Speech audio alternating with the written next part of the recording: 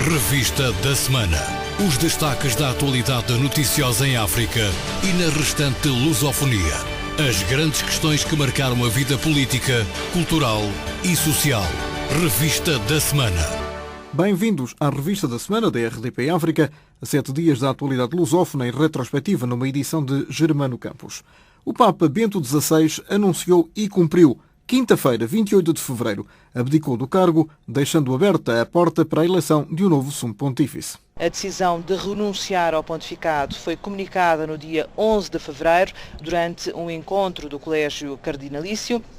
O Papa invocou razões de ordem física para deixar a missão que lhe tinha sido confiada. Lembrou Bento XVI que o mundo de hoje, sujeito a rápidas mudanças e agitado por questões de grande relevância para a vida da fé, exigem um vigor do corpo e do espírito que nos últimos meses lhe foram faltando, sentindo-se assim capaz de administrar bem o ministério patrino. Já se sabe que no dia 1 de março os cardeais serão convocados para, no dia 4 de março, se reunirem. É só a partir dessa data será possível, efetivamente, saber em que dia vai começar o conclave, ou seja, em que dia que os cardeais eleitores se juntam na Capela Sistina para decidir quem será o novo Papa. E são 115 os cardeais eleitores que terão na sua mão esta decisão sobre o futuro da Igreja Católica. E Dom Arlindo Furtado, bispo de Santiago, em Cabo Verde, considerou em entrevista à agência Lusa que a nacionalidade do novo Papa não será um critério importante. Arlindo Furtado, o bispo mais antigo em funções em Cabo Verde, explicou que o importante no próximo Papa será a capacidade de entender a Igreja e o mundo face aos novos desafios que hoje se colocam, além de um grande amor a Cristo e à Igreja. Eu espero que o Espírito Santo e os cardeais, eleitores, decidam. E quando o Espírito Santo ajuda a decidir, as coisas baterão certo. Seja um Papa europeu, seja um Papa asiático, seja um Papa africano, seja um Papa americano, do norte ou do sul. Portanto, desde que seja uma pessoa capaz, porque uma das primeiras coisas que os cardeais farão, portanto, quando começarem a reunir-se em congregações para o conclave, é discutir com a ajuda de certos espíritos, portanto, a dinâmica atual do mundo e da Igreja, né? E a partir daí irão definir o perfil do próximo Papa, né? Portanto, e depois vão escolher a pessoa que se encaixe nesse perfil, sabe? E, portanto, isto não se trata apenas de um mero jogo político, de conveniência, que seja deste ou daquele lugar, mas que seja da Igreja, né? A Igreja é uma família, né? Naturalmente que as pessoas fazem diversos palpites e há semelhança daquilo que se faz também no campo político, não é? Mas, quer dizer, tudo é possível. Assim como a emergência de João 23, o aparecimento de Paulo VI, assim como também a eleição, né, de João Paulo II surpreendeu tudo e todos, e mesmo a eleição do Bento XVI também foi uma surpresa muito grande para todos, surpreendeu o mundo, e foram papas excepcionais, dos maiores que a Igreja tem tido na sua história. Aquele que tiver o melhor perfil para desempenhar neste momento o ministério patrino, o Bispo de Roma e chefe universal da Igreja. Portanto, estou convencido que acabará por ser escolhido e será certamente uma boa escolha, venha de onde vier. O sucessor de Bento XVI à frente da Igreja Católica tem de ser um bom pastor, dizem os bispos de Angola e de São Tomé. O porta-voz da CEAS, da Conferência Episcopal de Angola e São Tomé, afirma que o mais importante não é saber se o novo Papa será de África, Europa, América, Ásia ou Oceania. Importante é que seja um bom pastor, um representante de facto de Jesus Cristo e que saiba guiar a humanidade nos caminhos da justiça, verdade e salvação, disse José Manuel Imbamba, bispo de Saurimo, no leste de Angola. Os critérios racial ou a nacionalidade são afastados pelos bispos católicos de Moçambique para a escolha do novo Papa. Em conferência de imprensa sobre a resignação de Bento XVI, o secretário da Conferência Episcopal e bispo auxiliar de Maputo, João Carlos Nunes, deu conta da posição da Igreja moçambicana. A nível da Igreja Católica é preciso dizer isto. Nós, na nomeação seja quem for, o aspecto racial, o aspecto de proveniência, nós não olhamos isso. É por isso que também uma das verdades da fé, nós chamamos a todos irmãos. É verdade que, porque a África, a igreja está em efervescência, está a nascer, a América Latina também é uma igreja nova, então está em crescente, cria-se essa expectativa. Tal é normal que numa igreja crescente apareça aí o Papa, mas os critérios não são esses.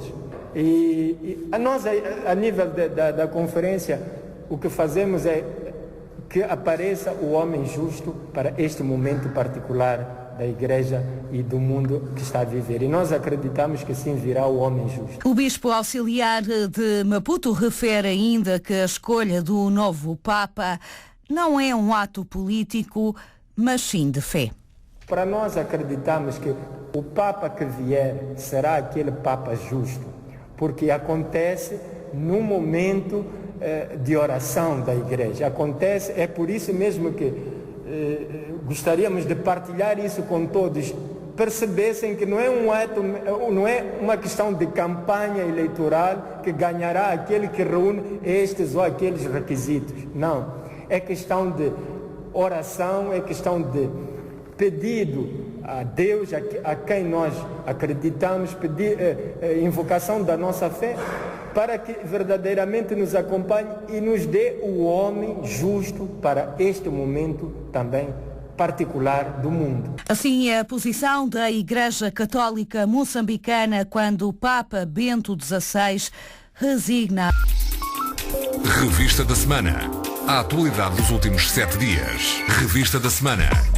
Vamos agora para as relações entre Portugal e Angola, que parecem já ter conhecido melhores dias. Há uma semana, o Semanário Expresso relatava as investigações ao Procurador-Geral da República de Angola, suspeito de fraude fiscal e branqueamento de capitais. Paula Borges. O Procurador-Geral da República de Angola está a ser investigado em Portugal pelo DCIAP, o Departamento Central de Investigação e Ação Penal. É suspeito de branqueamento de capitais e de evasão fiscal. Notícia avançada pelo Expresso na edição deste sábado. Jornalista Rosa Azevedo. A investigação nasce com um depósito de 93 mil euros. O dinheiro foi transferido para uma conta do Santander Tota em Portugal, vindo de uma empresa offshore, a Spiral Enterprises. Esta offshore tem relações comerciais com 2 empresas angolanas que importam produtos de Portugal. Uma delas tem como sócio João Maria de Sousa, o Procurador-Geral de Angola desde 2007.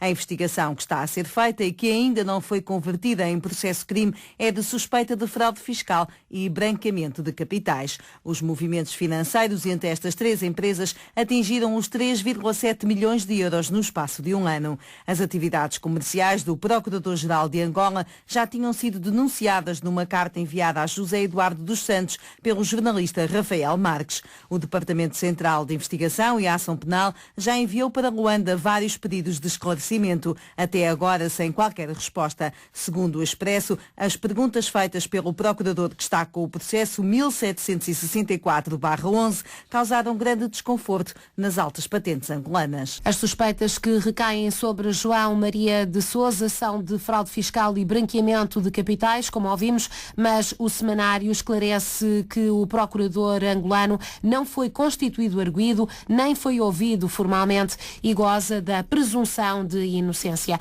E na noite de segunda-feira, o Procurador-Geral da República de Angola respondeu à notícia do Expresso em tom muito duro. Paulo Catarro. O Procurador-Geral da República de Angola respondeu às notícias que deram conta da investigação que o DCIAP está a fazer sobre a sua pessoa e fê-lo em tom particularmente duro para aqueles que violam o segredo de justiça. O que me preocupa, enquanto titular da PGR de Angola, isso sim, é a forma desonesta e reiterada como é violado o segredo de justiça, como é permitida a promiscuidade entre magistrados e outras pessoas que mandam para a imprensa informações relacionadas com processos cobertos pelo segredo de justiça, e isto com relevância nos casos que envolvem o nome de respeitadas entidades angolanas, pessoas que representam a soberania de um Estado independente como é a República de Angola. Nesta declaração exclusiva para a RTP, o Procurador-Geral da República de Angola confirma ser acionista de uma empresa, de acordo com a legislação angolana, diz nada ter a ver com empresas offshore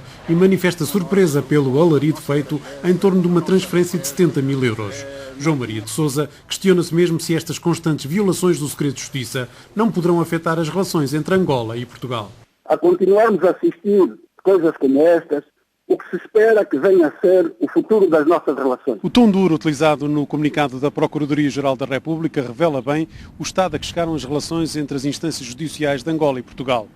Um tema que está a provocar evidente desconforto e que obriga a muito trabalho por parte das diplomacias dos dois países para os próximos tempos. Paulo Catarro em Luanda, com resposta do Procurador-Geral da República de Angola à notícia do Semanário Expresso de sábado. No dia seguinte à publicação desta informação, ou seja, domingo, e antes da reação oficial do Procurador-Geral da República angolano, um editorial do Jornal de Angola falava em desconfiança em relação à boa-fé de Portugal nas relações bilaterais. Arlinda Brandão. Com o título Portugal e Jonas Savimbi, no editorial, escrito pelo diretor do Jornal de Angola, lê-se que décadas depois da independência, em 1975, continuam a verificar-se perseguições aos interesses de Angola em Portugal.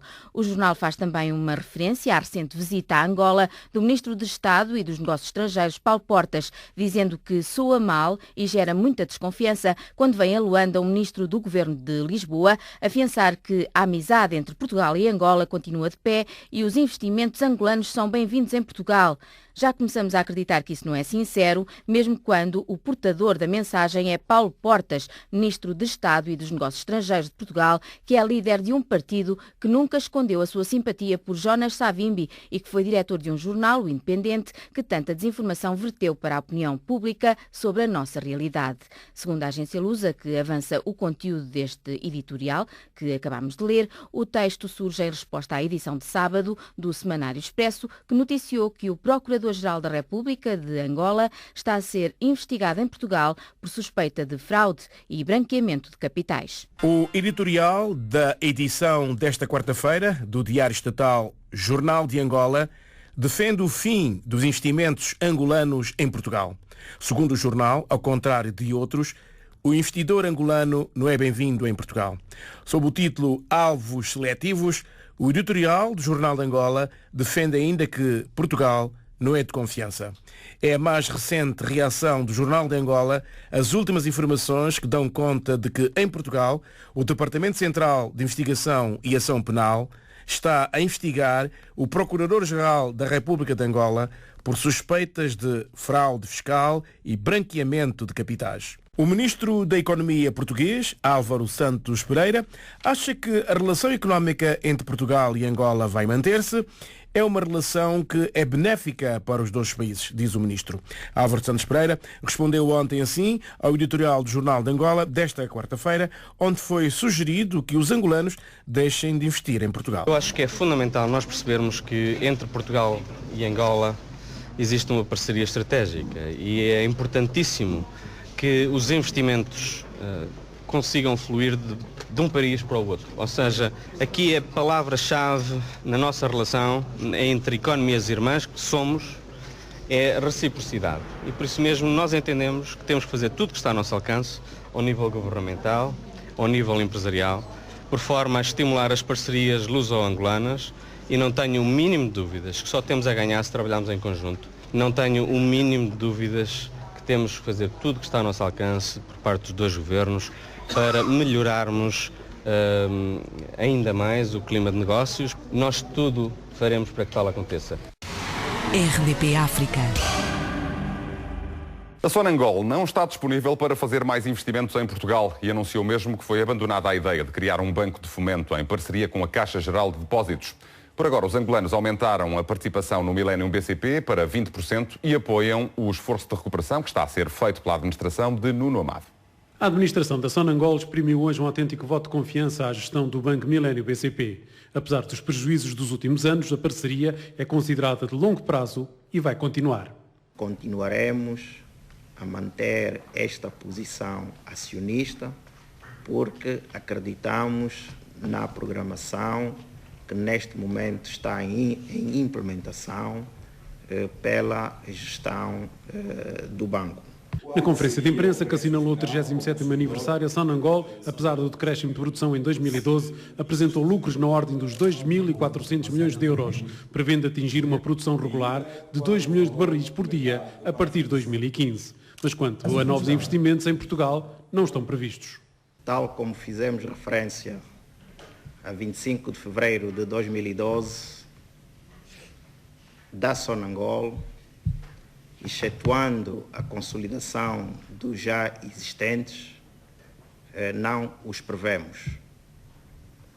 Por isso, o investimento na Galp é bom, é estável, sentimos-nos bem na Galp como acionistas, embora indiretos, e permaneceremos na Galp. Nesta conferência foi ainda revelado que a falta de capacidade financeira da Caixa Geral de Depósitos levou à extinção do Banco de Fomento, que estava previsto funcionar em parceria com a Sonangol. No seu lugar, a petrolífera angolana lançou um banco de promoção habitacional. A Sonangol deu um autêntico voto de confiança ao BCP e à estratégia que está a ser seguida pela administração do Banco Português. Mas não deixa de ser um sinal dos tempos o facto de ter sido extinto o banco de investimento que seria participado pela Caixa Geral de Depósitos em 50%.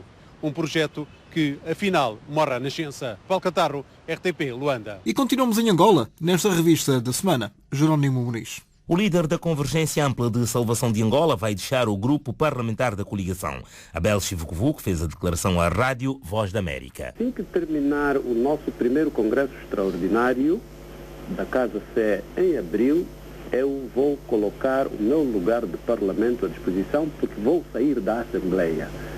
Eu não estou na Assembleia movido por nenhum interesse de recurso, por isso vou sair. Vou sair porque o meu papel vai ser o de construir a casa para fazer crescer a casa para 2017, 2015 e 2017. Portanto, é esse o desafio que eu me coloco e, portanto, não faz parte dos deputados da casa a questão do pecúlio que, como é normal, tem um salário normal. Questionado sobre os objetivos do Congresso Extraordinário agendado para a primeira semana de abril, Abel Chivucovuco diz que, no essencial, o que vai estar em causa é a transformação da coligação eleitoral em partido político. Transformar para crescer e vencer para realizar. É este o lema do primeiro Congresso Extraordinário da Casa CE, coligação que pretende ascender a partido político após o Congresso Extraordinário de abril.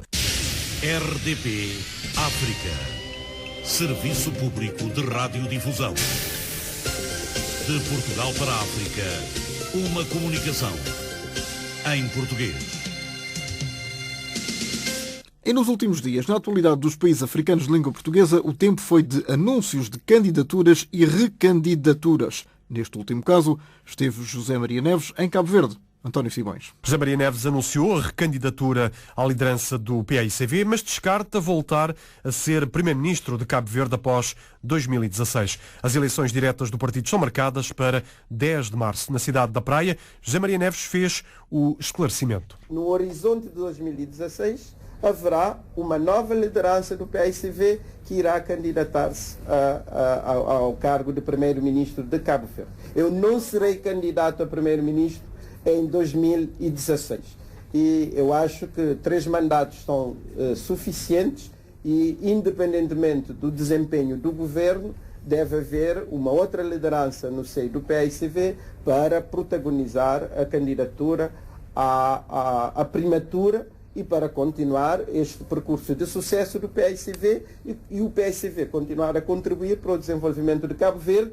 Daí estarmos a apresentar agora uma agenda para transformar Cabo Verde num país desenvolvido no horizonte de 2030. José Maria Neves fez também saber que para já não tem qualquer ambição à presidência da República de Cabo Verde. E da recandidatura de José Maria Neves para a candidatura de Domingos Simões Pereira. E é já na próxima semana que Domingos Simões Pereira, ex-secretário executivo da CPLP, apresenta formalmente a candidatura à liderança do PAIGC, o partido mais votado nas anteriores eleições na Guiné-Bissau. Nos primeiros dias de março, o engenheiro prevê estar na sua terra natal, Farim, para aí realizar uma cerimónia mais popular. Em Bissau se vai proceder à formalização da candidatura. É claro que da sua componente mais popular, como pode imaginar, eu nunca deixo de o mencionar. Espero que isso aconteça em Farim, que é a minha terra natal, porque eu penso que há que inverter também a forma como nós medimos a distância dentro do nosso território. Eu acho que deve começar lá no interior, porque é lá que o desenvolvimento deve realmente ser germinado. Estamos no momento certo para emprestar à Guiné não só uma nova visibilidade, mas uma forma diferente de ver a política como um desafio de construção da sociedade, falar de uma sociedade que é possível ser de facto desenvolvida, desde que em conjunto saibamos criar os consensos necessários, saibamos reconhecer que políticas públicas devem e são urgentes de se implementar, como é que se cria realmente o entendimento necessário para que essas políticas possam de facto produzir os resultados que se espera. A candidatura de Domingos Simões Pereira à liderança do PAIGC na Guiné-Bissau. E continuamos na Guiné-Bissau, onde o presidente da Assembleia Nacional Popular, Ibrahima Sory Jallow, avisou esta semana que é impossível governar o país sem programa de governo e sem orçamento e recusou qualquer responsabilidade do Parlamento. Lamine Marna. Falando na Assembleia Nacional Popular, o responsável teceu críticas ao governo, mas também aos pequenos partidos. Partidos como Muribajá. Agora, o golpe de Estado que pode ser o lugar de ressurreição de partidos mortos. Não, senhora. É seguinte missão e por seguinte que será verdade. Ibrahima Sory Jallow, explicando em crioulo que o golpe de Estado não pode ser lugar de ressurreição de partidos mortos. O presidente do Parlamento referia-se implicitamente à criação de uma comissão multipartidária e social de transição, uma proposta de pequenos partidos e que serviria para regular o período de transição na Guiné-Bissau. A ser criada essa comissão poderá esvaziar os poderes da ANP. Além de crítico em relação a essa iniciativa, o presidente da ANP deixou ainda críticas ao Executivo e ao facto de até agora não haver um programa de governo e um orçamento, algo que a ANP pediu ao Executivo de transição ainda no ano passado, segundo disse Sory Jallow. Se o governo catisse esse programa, não votamos only, não entregueles. Amanhã qualquer responsabilidade a não camatila. Em crioulo, ele disse que é preciso que a ANP vote uma moção e entregue aos outros órgãos do Estado porque não quer assumir qualquer responsabilidade no caso. Jallow avisou que o governo já não tem dinheiro para pagar salários em fevereiro e se o fazer é porque se endivida ainda mais. Se paga gente nem mês, que dinheiro de fundo que vai pistar é borida.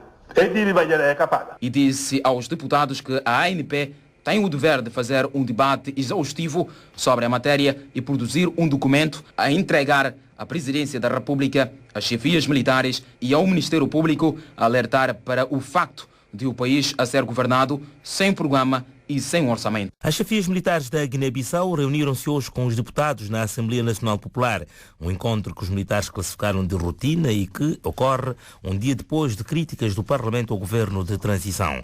No final do encontro, o porta-voz dos militares, da Abnawalna, disse aos jornalistas que foi uma reunião num quadro de concertação.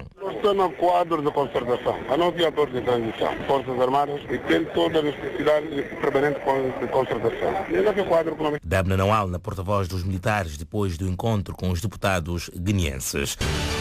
Revista da semana. E vamos agora para Moçambique, onde há novidades sobre a Renamo. João Costa Dias. A Renamo suspendeu no fim de semana a sua participação no Gabinete da Juventude Parlamentar da Assembleia da República, contestando a alegada partidarização daquela entidade.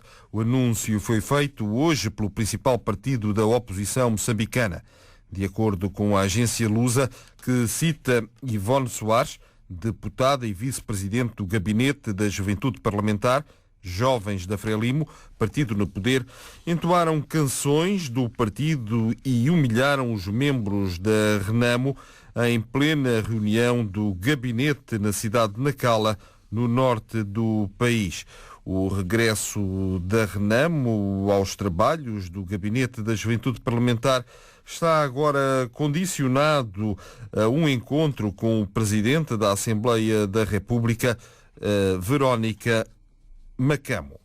8 milhões de dólares em prejuízos é o resultado na interrupção da linha férrea do Sena no centro de Moçambique. O valor é apresentado pela empresa dos caminhos de ferro.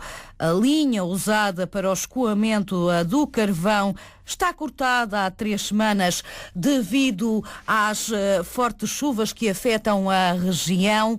As obras para a reposição da via custaram já $500 mil à empresa. O diretor executivo dos Caminhos de Ferro declara ao jornal O País que é difícil quantificar com exatidão os valores que devem ser desembolsados para a reposição de toda a linha.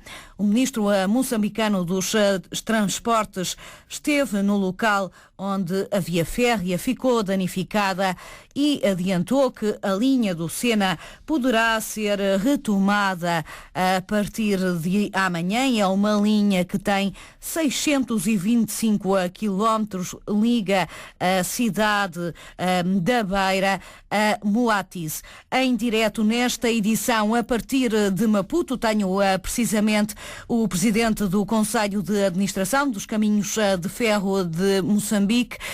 Muito boa tarde, Dr. Rosário Moaleia. $8 milhões é um prejuízo muito elevado para a empresa? É o que, infelizmente, as chuvas provocaram, e isso apenas numa linha, porque tivemos igualmente prejuízos na linha do Limpopo, onde não concluímos fazer a avaliação. E temos igualmente nessa altura corte por descarrilamento na linha de Rossano Garcia, mas os trabalhos estão a correr no sentido de, dentro de poucos dias, restabelecermos a linha de Sena. Igualmente, dentro dos próximos 15 dias, restabelecermos a linha de Rossano Garcia. E dentro dos próximos 10 dias, restabelecermos a linha do Limpopo. Em resumo, este é o trabalho que temos pela frente, e nestes dois não é fácil determinar os valores, embora possa dizer que em relação à linha do Limpopo, aliás, a linha de Rossano Garcia, só em trabalhos de engenharia civil devem custar os preliminares, os provisórios não definitivos, cerca de $2,5 milhões, acrescidos dos custos de perdas de tráfego diário, acrescidos de mão de obra, acrescidos de trabalhos definitivos que depois vão ocorrer. Isto significa que os prejuízos não são só para a empresa dos Caminhos de Ferro, mas são também para Moçambique, para o país. Não percebi. Dizia eu que os prejuízos pelo facto das várias linhas dos Caminhos de Ferro terem sido afetadas são prejuízos que não são apenas para a empresa, mas também para o país, para Moçambique. Com certeza, cheias, como podem ter acompanhado, paralisaram fundamentalmente as vias de comunicação rodoviárias e ferroviárias, e criaram uma situação social em que o governo tem que abastecer famílias até agora de alimentos, de água, de produtos de higiene. Tanto foi uma catástrofe que de fato nos trouxe sérios problemas. Palavras do presidente do Conselho de Administração dos Caminhos de Ferro de Moçambique, Rosário Moaleia, com os prejuízos provocados pelas chuvas intensas das últimas semanas na rede ferroviária moçambicana.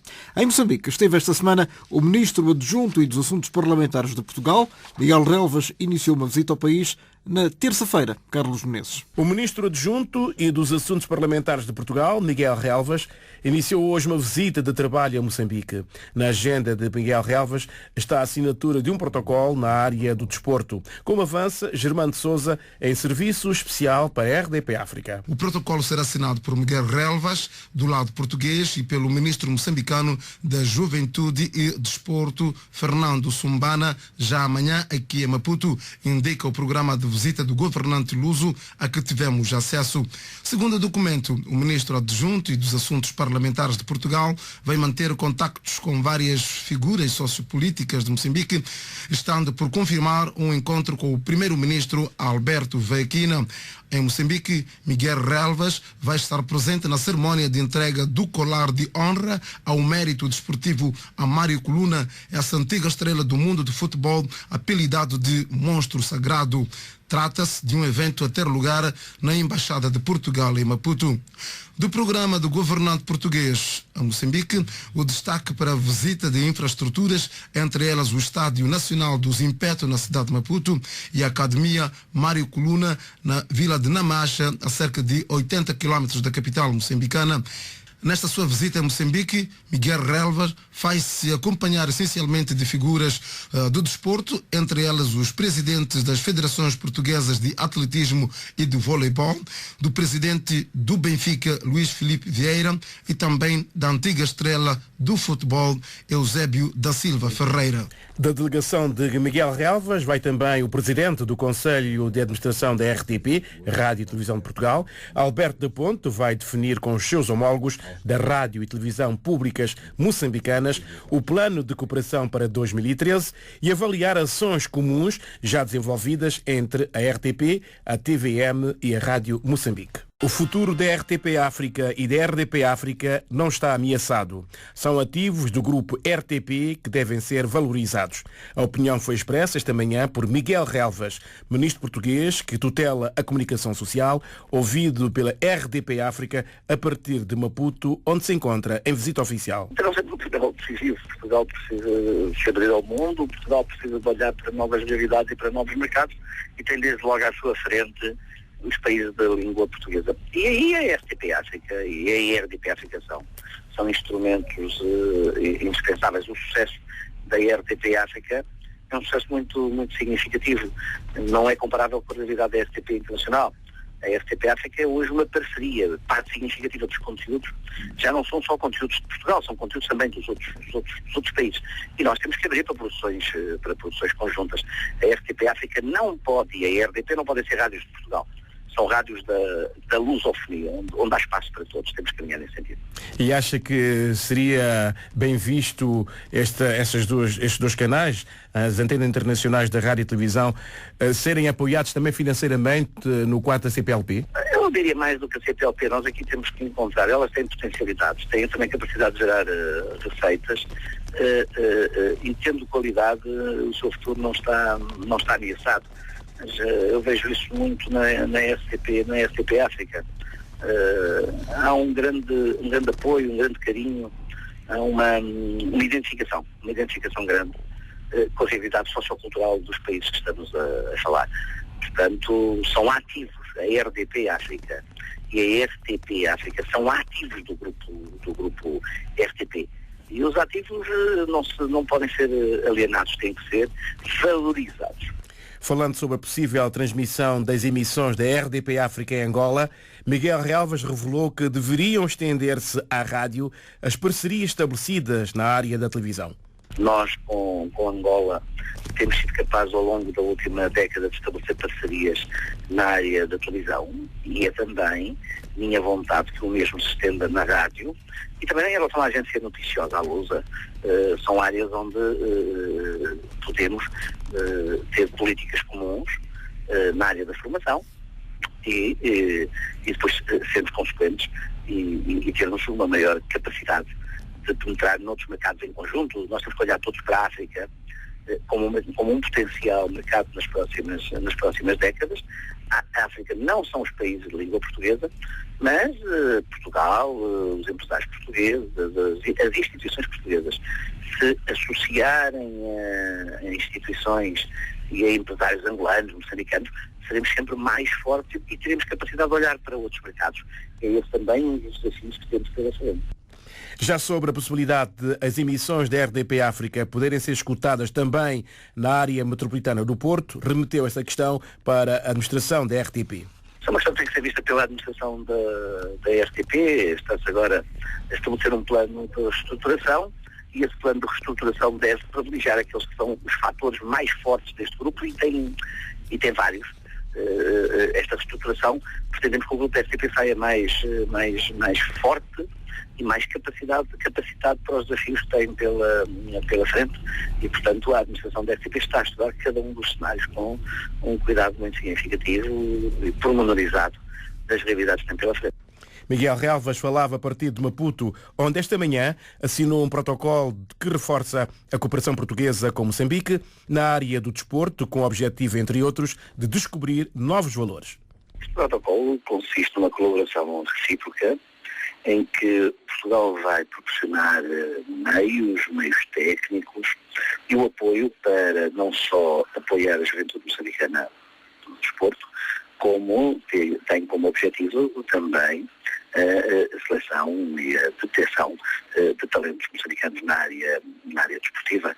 O desporto é um bom veículo para o relacionamento de Portugal com os países de língua portuguesa e é simultaneamente um instrumento, desde que bem fundamentado e com políticas articuladas, de apoio às políticas de juventude. Palavras de Miguel Relvas esta manhã, RDP África, a partir da capital de Moçambique, Maputo. As quartas eleições autárquicas moçambicanas vão decorrer em 20 de novembro. De acordo com a decisão do governo moçambicano, o recenseamento eleitoral vai decorrer entre 23 de maio e 23 de junho nas 43 autarquias do país. A reportagem é de Germano de Sousa, em serviço especial para a RDP África. O governo moçambicano acaba de marcar para 20 de novembro de 2013 a data de realização das quartas eleições autárquicas do país. A decisão foi anunciada nesta terça-feira, no final de mais uma sessão do Conselho de Ministros. Vítor Borges, o porta-voz deste órgão. Aprovou uma resolução que fixa o dia das eleições autárquicas, a eleição do Presidente do Conselho Municipal e dos membros das Assembleias Provinciais nos municípios existentes no país para o dia 20 de novembro de 2013. Vítor Borges, porta-voz do Conselho de Ministros, explicou que com a marcação desta data estão observados os aspectos legais para a realização das quartas eleições autárquicas na história do país. Referir que o Secretariado Técnico de Administração Eleitoral, STAI, já se encontra a preparar o processo eleitoral. No início deste mês, o STAI esteve reunido em Belém, em Conselho Consultivo, de modo a operacionalizar o seu programa com vista à realização das eleições. Ao todo, são 43 municípios do país que deverão eleger o seu presidente e a respectiva Assembleia no próximo dia 20 de novembro. E a Comissão Nacional de Eleições moçambicana deverá ser eleita em março durante a 7ª sessão ordinária do Parlamento. Revista da Semana. A atualidade dos últimos 7 dias. Revista da Semana. Nesta Revista da Semana da RDP África, o tempo agora é de Cabo Verde. No debate parlamentar deste dia em Cabo Verde, o PAICV levou à sessão a questão agrícola, onde garante que o país teve ganhos significativos nos últimos anos. A oposição acusa o partido no poder de marcar o debate sobre o estado da agricultura para desviar a atenção dos cabo-verdianos sobre os atuais problemas do país. O jornalista João Pereira da Silva deixa-nos aqui o resumo deste primeiro dia de discussões na Assembleia. O debate foi pedido pela bancada do PAICV, partido que suporta ao governo, que reconheceu ganhos significativos no setor nos últimos anos. O MPD, na oposição, acusou o partido maioritário de ter agendado o debate com o objetivo de desviar a atenção dos cabo-verdianos para as grandes dificuldades e incertezas atuais. O PAICV veio aqui para tentar claramente desviar a atenção das pessoas, tentar falar do passado, 20 anos depois. Isso já cansa, demonstra claramente que o PAICV não tem uma agenda política, não tem liderança, não tem uma liderança da agenda política, não está com capacidade de tomar conta dos dossiês atuais e de preparar o futuro. Neste momento faz uma oposição quase compulsiva e obsessiva àquilo que aconteceu há 20 anos atrás, a situações pontuais de há 20 anos atrás. Isso os cabo-verdianos não querem. Fernando Elísio Freire, presidente do grupo parlamentar do MPD. A ministra do Desenvolvimento Rural, Eva Orté, destacou que, apesar da adversidade do clima, a produção agrícola aumentou e o escoamento dos produtos cresceu. Neste momento estamos a aumentar, portanto a produção está a aumentar, o acesso aos nossos mercados também está a aumentar. O exemplo disso é que abrimos o centro de expurgo de Santo Antão, logo no primeiro mês da operação. 8 toneladas de produtos saíram, portanto, saiu do centro para os hotéis de Sal e Boa Vista. A sessão parlamentar de fevereiro, que arrancou esta segunda-feira, prossegue com uma interpelação do MPD ao Governo sobre a alteração do regime de pensão social. Para já a agricultura a dominar a abertura dos trabalhos na Assembleia de Cabo Verde. Interpelação ao Governo no Parlamento de Cabo Verde sobre as alterações ao regime de pensões sociais. A oposição acusa o Executivo de prejudicar os mais carenciados e o Governo a garantir que o objetivo é alargar a pensão social mínima a todos os cidadãos carenciados. Jornalista João Pereira da Silva. A oposição critica a proposta de lei do Governo que altera o regime de pensão social. Carlos Veiga, ainda presidente do MPD, diz que se trata de uma opção errada que prejudica os mais carenciados. Manutenção da pensão em 7,500 justificava-se plenamente. Não é por aí que, de facto, o sistema vai sofrer consequências. Eu acho que há outras situações em que é possível cortar com muito mais eficiência, com muito mais justiça. Já foram aqui referidos uma série de pessoas que estão reformadas a acumular cargos. Você tem uma série de diretores gerais que acumulam também responsabilidades em empresas, nas administrações de empresas. Você tem um mundo de jobs for the boys. É ali que se deve cortar. Para o Executivo trata-se de assegurar a sustentabilidade do sistema e, mais que isso, diz a Ministra Janeiro Almeida, é uma questão de equidade e de permitir que todos recebam pensão social. Embora tenhamos a ambição de aumentar a pensão social e tenhamos a ambição de alargar a pensão social, nós temos de priorizar, porque enquanto país nós ainda não geramos a riqueza suficiente para fazer tudo ao mesmo tempo. Temos estado a fazer, estamos conscientes que temos muitos desafios pela frente, mas o nosso objetivo com a apresentação da proposta é garantir a justiça social no sentido de fazer com que mais pessoas que também precisam tenham acesso à pensão social. E eu dei aqui um exemplo muito claro. Será justo que uma criança com paralisia cerebral, que tem necessidades sim, mas que já tem uma pensão social, veja a sua pensão majorada para 7.500 escudos, enquanto outra criança que também tem necessidades ainda não tem a sua pensão social? A interpelação ao Governo sobre o regime de pensões sociais foi pedida pelo MPD, que, pela voz do líder parlamentar Fernando Elísio Freire, considera que o Governo pouparia muito mais diminuindo o número de diretores gerais que acumulam cargos de administradores em vez de cortar nos mais carenciados. João Pereira da Silva, o delegado da RTP em Cabo Verde. RDP África. O Presidente da República insiste que não é com salários baixos que Portugal consegue ganhar competitividade. Numa altura de austeridade, imposta sobretudo pelo Orçamento de Estado que Cavaco Silva aprovou, o Presidente vem no encerramento de um encontro com jovens empreendedores dizer que só com salários baixos o país não avança. Natália Carvalho. Foi uma intervenção curta a fechar este dia de encontro com meia centena de jovens empreendedores. Os empresários pós-troika, como apelidou o Presidente da República, quem o Presidente deixou um conselho. Nunca pensem que é pelos baixos salários que se garante a competitividade das empresas. Não são os baixos salários que garantem a competitividade, é o recado deixado pelo Presidente no dia em que a Troika chegou a Lisboa. E Cavaco Silva acredita que esta nova geração de jovens empresários que traz novos modos de pensar e agir. A geração dos empresários da economia pós-Troika não tem o sacrifício e a austeridade como meta. O êxito e o sucesso são os seus objetivos.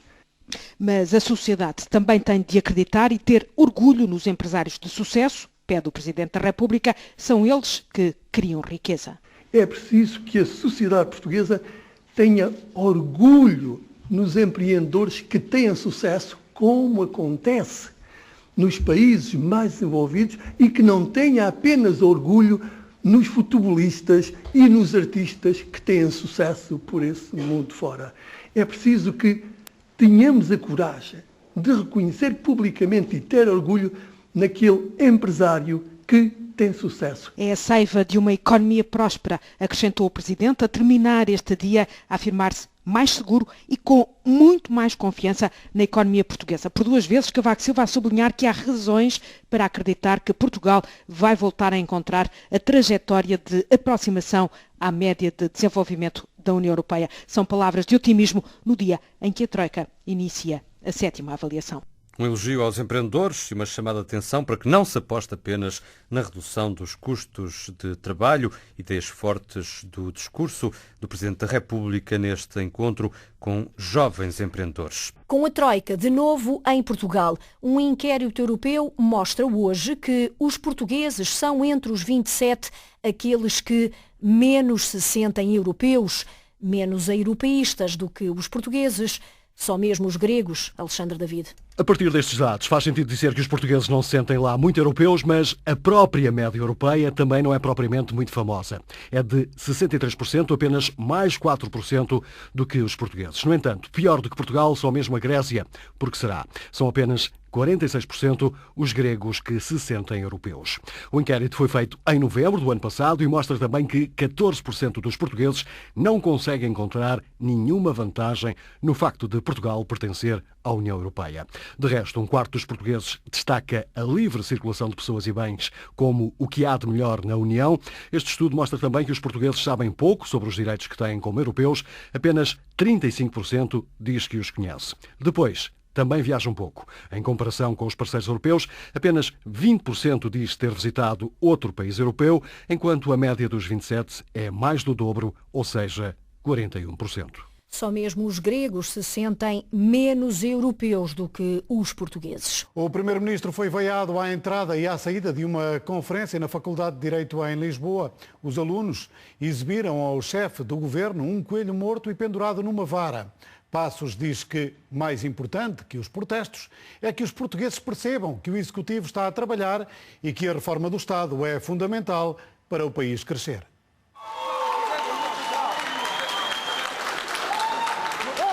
Um coelho morto, simbolizando a vontade de enterrar as atuais políticas.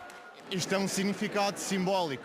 Nós não desejamos morte a ninguém naturalmente, mas desejamos morte à sua política e às medidas que estão a tomar. O Governo neste momento não está a cumprir a sua parte no contrato social. E neste momento há colegas nossos que estão a sair da faculdade por falta de bolsas. O primeiro-ministro foi recebido assim por uma centena de alunos na Faculdade de Direito de Lisboa, onde foi falar da reforma do Estado. Para Passos Coelho, mais importante que os protestos é que quem está em casa veja que o Governo está a trabalhar. O exercício legítimo e às vezes necessário da nossa impaciência e da nossa ansiedade, como se passa às portas deste anfiteatro, mas possamos também oferecer a quem está em casa a informação necessária de que estamos a preparar o futuro com pés e cabeça e não estamos simplesmente a deixar-nos levar pelas espumas dos dias ou sequer pelas modas passageiras. E para que o país tenha futuro, defende o chefe do Governo, é preciso tornar sustentável a despesa do Estado. Sem isso, não é possível no futuro baixar a carga fiscal, que é elevadíssima, reduzir mais rapidamente a nossa dívida perante o exterior e recuperar uma parte de investimento público que é necessário. Sem investimento privado e público não há crescimento. Diz Passos Coelho que mais do que pensar a reforma do Estado em termos de dimensão financeira, é preciso questionar. Como é que temos a certeza de que os impostos que os cidadãos pagam e que depois, de alguma forma, o Estado redistribui, correspondem a um exercício de correção das injustiças na distribuição do rendimento e no acesso das pessoas aos bens económicos e sociais. E desse ponto de vista, Portugal é um dos Estados que pior resultado apresenta. Acrescenta Passos que o Estado tornou-se demasiado pesado em matéria de salários. Se nós não conseguimos assegurar que uma parte importante dos nossos impostos e, portanto, das disponibilidades que o Estado tem se destinam a fazer funcionar os equipamentos e os instrumentos de que dispomos, porque são grandemente consumidos apenas pelos salários, então significa que o Estado não está a fazer aquilo que é necessário. Problemas sobre os quais o Primeiro-Ministro quer reflexão e ação. No fim desta conferência promovida pela JST, os alunos dificultaram a saída de Passos Coelho e viveram-se momentos de tensão. Neste momento, alguns gestos violentos a tentar abrir caminho. E está assim fechada mais uma revista da semana da RDP África. Foi uma edição de Germano Campos. Voltamos no próximo sábado entre 1 e as 2 da tarde, com repetição na madrugada de segunda-feira. A revista da semana, recorde-se, pode também ser ouvida em permanência em rtp.pt e na página do Facebook deste mesmo programa. Revista da semana. Os destaques da atualidade noticiosa em África e na restante lusofonia. As grandes questões que marcaram a vida política, cultural e social. Revista da semana.